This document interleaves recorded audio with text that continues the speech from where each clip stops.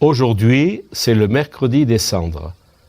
Toute l'Église ouvre un temps de 40 jours, le temps du carême. Et je suis heureux de souhaiter à vous tous un très bon carême.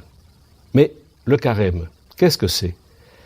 Le carême, c'est une longue tradition de l'Église qui remonte d'ailleurs en souvenir du temps de Jésus qui a passé 40 jours dans le désert avant de commencer sa mission publique. Pendant 40 jours, il s'est concentré, Jésus, sur l'essentiel, c'est-à-dire sa relation avec Dieu son Père. Et pendant ces 40 jours, il a lutté contre le mal, contre le tentateur, contre Satan qui voulait le détourner de sa mission. Eh bien, les chrétiens, pour se préparer à la fête de Pâques, vivent 40 jours. 40 jours pour revenir au désert, c'est-à-dire pour revenir à l'essentiel. Dans un désert, il n'y a pas grand-chose qui peut vous distraire. Eh bien, pour nous, chrétiens, nous revenons vers le Christ. Au long des jours, des mois, des semaines, nous nous sommes éloignés du Christ, de sa parole, de l'Évangile, et nous avons besoin de faire ce retour. Retour vers le Christ, retour aussi vers nos frères et sœurs à l'humanité.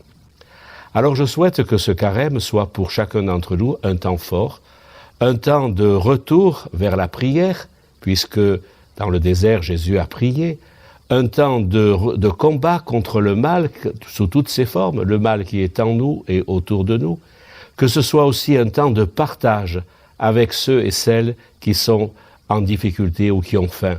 Et en particulier nous, à Monaco, cette année, nous allons vivre un temps de soutien aux chrétiens d'Irak, en particulier du diocèse de Kirkouk, qui ont été très éprouvés, comme vous le savez, les chrétiens d'Orient.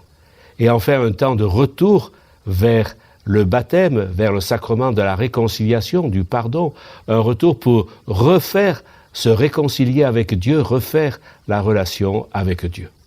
Alors, voyez, il y a du travail pour tous. Chacun de nous, personnellement, est invité à saisir toutes les occasions pour revenir vers le Christ, mais aussi toutes nos communautés chrétiennes sont invitées à faire cette démarche. Je souhaite à tous un très bon carême, que ce temps nous permette de renouer avec le Christ et avec les autres pour que nous puissions partager et vivre profondément la joie de Pâques.